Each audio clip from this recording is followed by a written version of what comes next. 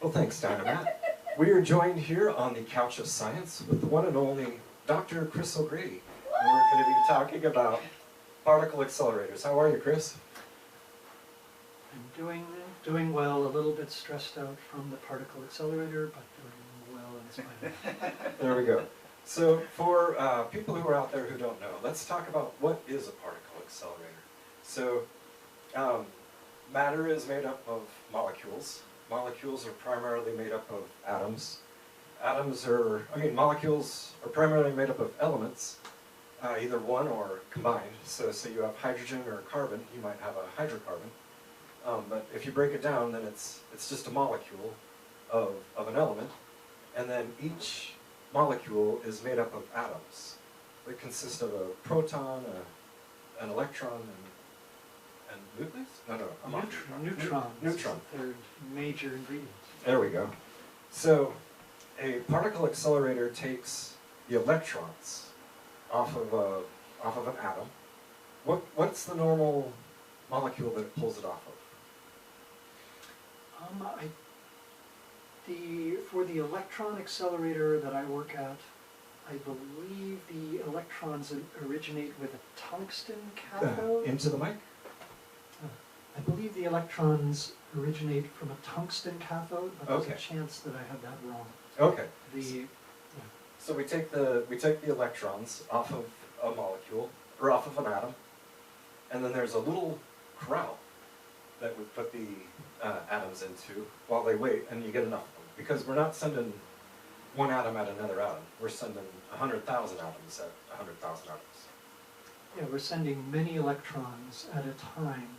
Some accelerators also accelerate protons, and accelerators also will sometimes use the electrons and protons and smash them into targets to generate antimatter electrons and antimatter protons. Oh wow. And then you will collide the matter and antimatter. Okay.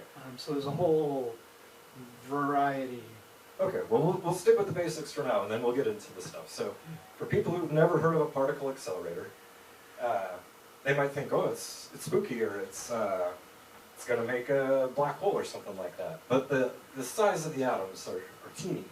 So imagine the track that we're sending on. It's not much bigger than a hair, correct? It's really tiny. Depends on the accelerator, but yeah, the one accelerator that I worked on for about 10 years, 12 years, I believe it was, at the collision point, it was about 10 millionths of a meter high, and then it was wider. It's been a number of years since I worked on it, but I want to say some number of millimeters wide, so the collision spot. Because you're trying to squish them down as much as possible so you get as many collisions when they collide. And there's actually a very intense focus to get that maximum number of collisions. But yeah, 10 millionths of a meter high is my recollection. Okay, so imagine if the track is the size of human hair. Then, imagine that hair is enlarged to the size of planet Earth. And the atoms that we're sending down are like the size of a Nissan Sentra. So it's a small track, but the things that we're sending are super tiny. And when they collide, you can't see what we're sending down. You have to just have sensors.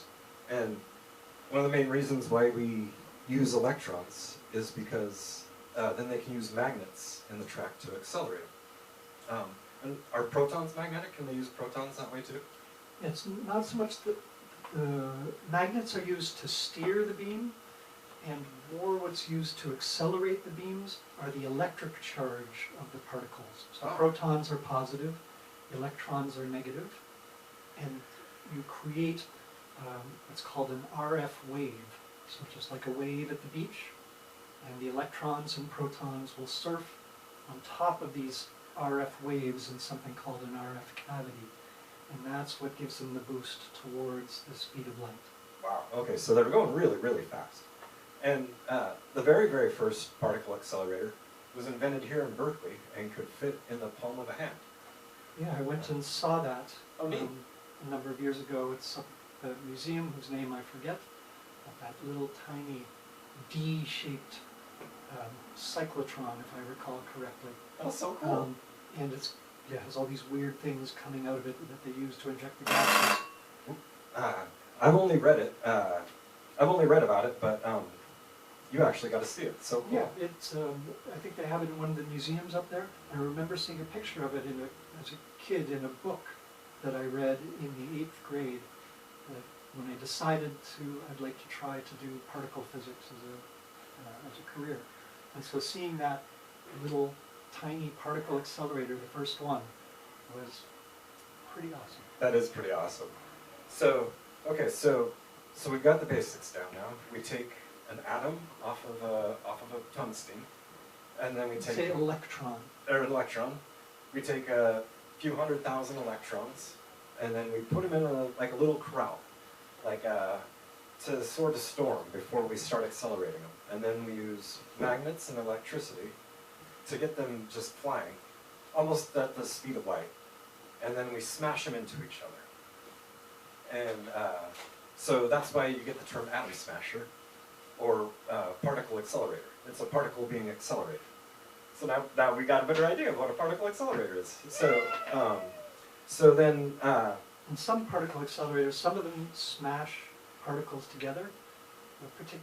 Now the particle accelerator that we've been working at for the last 13 years, maybe more, 14, it wiggles the electrons, and when charged particles wiggle, they spit off light, called synchrotron radiation. And in our case, it's done to get light that's in the frequency of X-rays. And you get these little short bursts of X-rays that are about 1/1000,000 of a billionth of a second long, and you smash those X-rays that came from the electron beam into targets. So there's a number of different ways you can use the particle accelerator, but in the end you're correct, it's always smashing things together fundamentally. Nice. And so some people might ask, well, some people think there's just one particle accelerator at CERN over in Europe, but there's particle accelerators all over the planet and all over America. I think the old cathode ray tubes in some sense are particle accelerators as well. In the TV? Yeah, in the old cathode ray tubes, you would heat an element at the back and then use electric fields to accelerate the particles so that they would smash into the screen and give you the appropriate glow. Oh wow. That's so funny. So everybody had a particle accelerator in their house at one point. Yeah. That's so cool. So what are some of the reasons why we smash particles into each other? The experiment that I worked on for about 10 years tried to understand an asymmetry in matter and antimatter. Turns out matter and antimatter are almost mirror opposites, but in some ways, turns out matter is just slightly different than antimatter. And this is bizarre, that matter and antimatter are slightly different. And people think that this is one of the reasons why there might be more matter than antimatter in the universe. Turns out you need a few things to explain why there's more matter than antimatter in the universe, but this small asymmetry is one of them. As a matter of fact, an interesting fact, one of the physicists who won the Nobel Prize for learning that left and right in physics are not identical, died just in the last day. Oh, wow. He won the Nobel Prize for being the first people to propose that left and right are not identical. Left and right are a little bit different when it comes to neutrinos. Neutrinos always spin one way. Oh. Maybe that's too much information. No. That's what distinguishes left from right. That's how it spins. Yeah, is how the neutrino spins. Huh. And so that's a bizarre thing in physics. You know, physics, for me, that's why I got into it, it's so magically weird.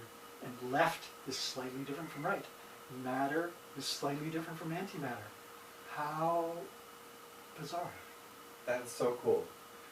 Well, we hope you learn more about particle accelerators today, and we're going to be putting some of Chris's works in the description. So thank you so much for being with us today. It's Dr. O'Grady, correct? Yeah, but let's stick But with, everybody let's- wants to be Chris. We'll let's just call you stick Chris. with Chris. Okay. Well, thank you so much, Chris, for being a part of this show today. We really appreciate it.